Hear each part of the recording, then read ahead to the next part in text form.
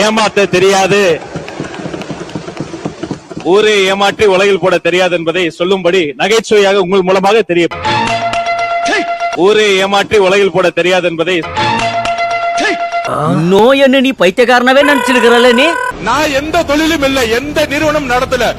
வர்ஜுனாங்கிறது வேற யாருமே இல்ல, என்னோட சொந்த மச்சான். எப்படா மச்சான் இப்படிலாம் கஷ்டப்பட்டு பணக்காரனால என் தங்கச்சி கட்டி பணக்காரனாரு. சொந்த அம்மா வச்சு அரசியல் பண்றாரு. கேட்டா ஜாதி பிரச்சனை, சாதியினால் என்னுடைய அம்மா செய்யப்பட்டார். எந்த ஒரு சம்பந்தப்பட்ட ஜாதி பிரச்சனையோ எதுவுமே இல்ல. அந்த மாமியார் கொடுமையினால செய்யப்பட்டார். அப்பொழுதுதான் அம்பேத்கரை உள்வாங்கினேன், பெரியாரை உள்வாங்கினேன். பேரே வந்து ஃபர்ஸ்ட் ஆதவ அர்ஜுனாவே இல்ல, அது செந்தில் குமார். ஆனா கேட்டா ரெட்டின்னு சொல்றாரு. என்ன செந்தில் பஞ்சாயத்தடா முடிச்சு வச்சு பாரு, நமக்காக அம்பட்டு பெண்ணும் புள்ள குட்டியோட வெயில்ல காத்து கிடக்குறாங்களே.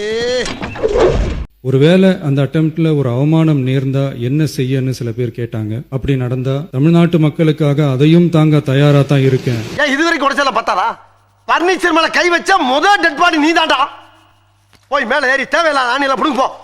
பேரவைத் தலைவர் அவர்களே, மேகதாது அணை சம்பந்தமாக அந்த அணையை கட்டக்கூடாது என்று ஏற்கனவே உச்சநீதிமன்றமும் நடுவர் மன்றமும் ஏற்கனவே முடிவு செய்த பிறகும் அது கர்நாடகத்திற்கு மட்டுமுள்ள அணை அல்ல, தமிழகம் உட்பட பல மாநிலங்களுக்கு உட்பட்ட உரிமை உள்ளது. எனவே தமிழகத்துடைய முதலமைச்சர் அங்கே சென்று அவர்களோடு மண்டியிட வேண்டிய தேவை எக்காரணம் கொண்டும் இல்லை. முன்ன பின்ன பேப்பர் படிச்சிருந்தா நாட்டில் என்ன நடக்குதுன்னு தெரிஞ்சிருக்கும். பேப்பர் படிச்சிருந்தா பொள்ளாச்சி அருகே நண்பனை மதுபோதையில் அடித்துக் கொன்ற இளைஞர்கள் சடலத்துடன் செல்ஃபி எடுத்து சமூக வலைதளத்தில் பதிவிட்ட சம்பவம் பரபரப்பை ஏற்படுத்தியுள்ளது. நெல்லையில தந்தை மற்றும் அவரது 5 வயது குழந்தை கொடூரமாக கொலை செய்யப்பட்ட சம்பவத்தில் திண்டுக்கல் மாவட்டம் பழனியில் தனியாக வசித்து வந்த 80 வயது மூதாட்டி 7 சவரன் நகைக்காக கழுத்தை நெரித்து கொலை செய்யப்பட்டிருக்கிறார். திருவள்ளூர் மாவட்டம் பட்டாபிராம் அருகே சிறுவர்கள் மீது தாவேக நிர்வாகிகள் தாக்குதல் நடத்திய சிசிடிவி காட்சி வெளியாகியுள்ளது. கோவை அன்னூரில் சாக்கு மூட்டையில் கை கால்கள் கட்டப்பட்ட நிலையில் பெண் சடலம் தற்போது மீட்கப்பட்டிருக்கிறது. முன்ன பின்ன பேப்பர் படிச்சிருந்தா நாட்டில் என்ன நடக்குதுன்னு தெரிஞ்சிருக்கும். நீங்களே காமெடி பண்ணிட்டு அப்புறம் நான் எதுக்குடா? யாரை பார்த்தும் பயப்படாத எங்களுடைய தலைவர் இதுவரை எந்த பயமும் யாரை பார்த்தும் எந்த விதத்திலும் பயந்தது கிடையாது. 3 வருடமா நீங்களும் அதான் பார்த்துட்டு இருக்கீங்க. யாரை பார்த்தும் பயம் இல்லை. ஓ அப்படியா விஷயம்? ஒரு நிமிஷம்.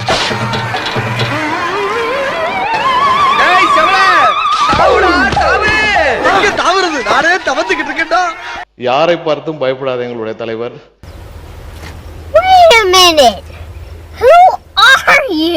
கரெக்டா ரிலீஸ்க்கு ஒரு 2 டேஸ்க்கு முன்னாடி சில அன்ஐடென்டிஃபைட் பர்சன்ஸ் கிட்ட இருந்து சில கடிதங்கள், தியேட்டர் ஓனர்ஸுக்கு சில மிரட்டல்கள். யாரை பார்த்தும் பயப்படாத எங்களுடைய தலைவர்.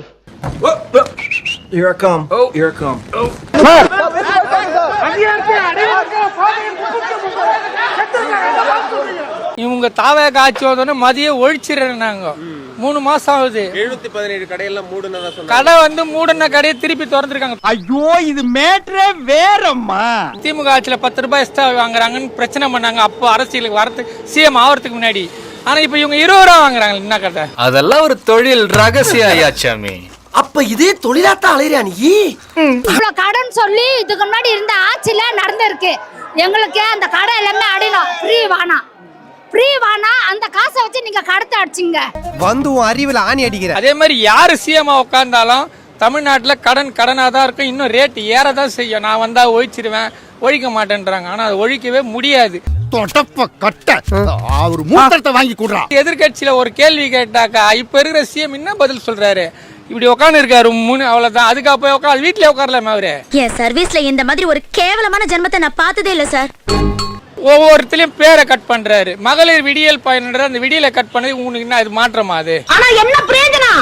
அம்மன் ஜல்லிக்கு பிரயோஜனம். தங்கம் மோதிரம் வாய்ப்பே கிடையாது சார். இவங்க வந்து சொல்லிக்கின்னு ஒரு 20 பேருக்கு அவங்க ஆளுங்களே கூப்பிட்டு கொடுத்துட்டு நான் கொடுத்துட்டேன்னு சொல்லலாம். நம் ராஜதந்திரங்கள் அனைத்தும் வீணாகிவிட்டதே. அவர் வந்து ஜெயிக்க போறோம்னு நினைச்சுலாம் ஒரு வாக்குறுதி கொடுக்கல, கொடுத்துட்டு இப்ப மாட்டின்னு முழிக்கிறாரு. ஐயோ என்ன நானே போட்டு கொடுத்துட்டேனே.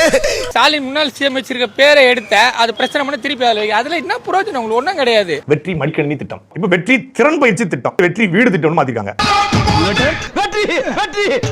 அழுத்த மாட்டீங்க, நல்லா தெரியுது. இப்படி இருந்தா அப்படி போடு, அப்படி இருந்தா இப்படி போடு, எப்படியாவது போடு, அப்படி போடு போடு. அடுத்து போடு கண்ணால, இப்படி போடு போடு போடு, எடுத்து போடு கையால.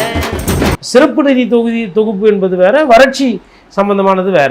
இது ரெண்டுத்தையும் போட்டு குழப்பிக்கிறாரு. நீங்க ஒரு புத்திசாலியா இருப்பீங்கன்னு நினைச்சோம், ஆனா இப்படி ஒரு தத்தியா இருக்கீங்கன்னு நினைச்சே பார்க்கல. ரொம்ப நன்றி. உடனே என்ன பண்றாரு, அதை காப்பாற்றுவதற்காக ஐயா செங்கோட்டையன் எழுந்து நின்று என்ன சொல்றாருன்னா, அண்ணன் அப்படிலாம் பேசப்படாது. அப்படிதான் பேசுவேன். என்னடா அண்ணனை கொஞ்சம் கூட மதிக்க மாட்டேங்கிறீங்க. நீங்க அண்ணன் சொல்லிட்டு இருந்தேன்னா மூஞ்சி முகரையும் பாரு. செப்டம்பர் மாசத்துல தான் அந்த கணக்கு எடுப்போம் அப்படின்னு. செப்டம்பர் மாசத்துல கணக்கு எடுக்கிறது ரைட்டு, சரி. வறட்சியால பாதிக்கப்பட்ட மாவட்டம் இது இதுன்னு அறிவிக்கலாம் இல்லையா? இப்போ நீ அவளுக்கு பாயிண்ட் எடுத்து கொடுத்துற போல இருக்கு. மத்திய அரசுக்கு கடிதம் எழுதலாம் இல்லைங்களா? ஐடியா கொடுக்குறேன்னு இப்படியான ஆபத்துல கொண்டு மாட்டி விடுறது. பயந்து போய் ஊரை தாண்டி படித்துல உட்காந்துருக்கான். ஆளுக்கு தக்லைஃப் பண்றாங்க. யாரை எதிர்த்து பண்றாங்கன்னா, விஜய் சாரை எதிர்த்து வந்து இறங்கினவனே உங்களுக்கு ஆளுங்க. உதய் சாரும் சரி, இபிஎஸ் சாரும் சரி பண்றாங்க.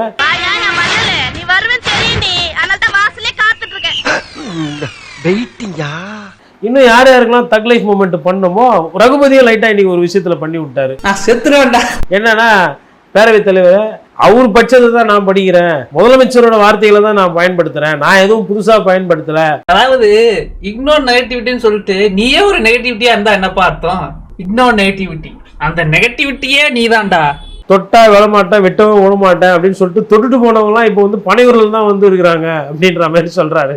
இத புடிங்க, இந்த பொழப்பு பிழைக்கிறதுக்கு என் கூட வந்துருங்க, 3 வேளையும் சுறுசுறு சாப்பிடலாம். அப்போ விவசாய பிரச்சனை பேசுறோம்னா, விவசாய பிரச்சனை, விவசாயி கூலி தொழிலாளி பிரச்சனை, தண்ணி பிரச்சனை, நிலத்தடி நீர் என்ன இருக்கு, நிலம் மாசுபட்டிருக்கா இல்லையா, வாழ்வாதாரம், வேளாண்மை கூட்டுறவு கடன், கூட்டுறவுல வாங்கின காசு, டிராக்டரு தள்ளுபடி, கடன் இருக்கா இல்லையா, நெல்லுக்கு என்ன விலை கிடைக்குது, கரும்புக்கு என்ன விலை கிடைக்குது, உர தட்டுப்பாடு இருக்கா இல்லையா, பொதுப்பணித்துறை என்ன பண்ணுது, வேளாண்மைத்துறை என்ன பண்ணுது, இதெல்லாம் சேர்ந்தது தானேங்க மொத்தமா.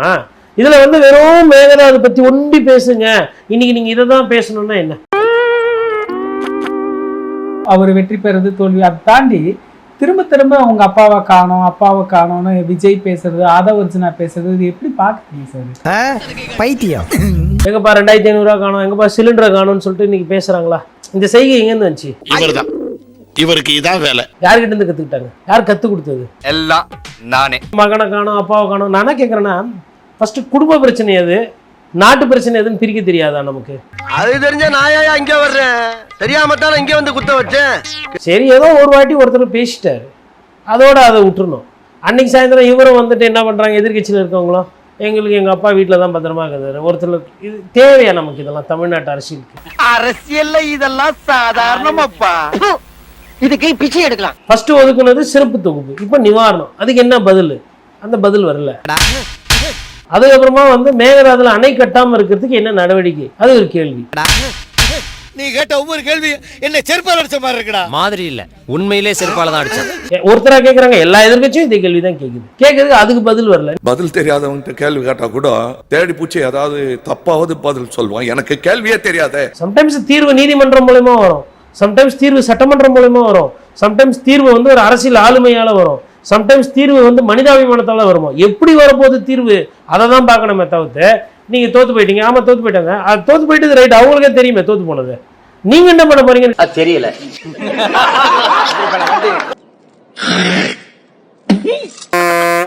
ஸ்டார்ட் பண்ணு.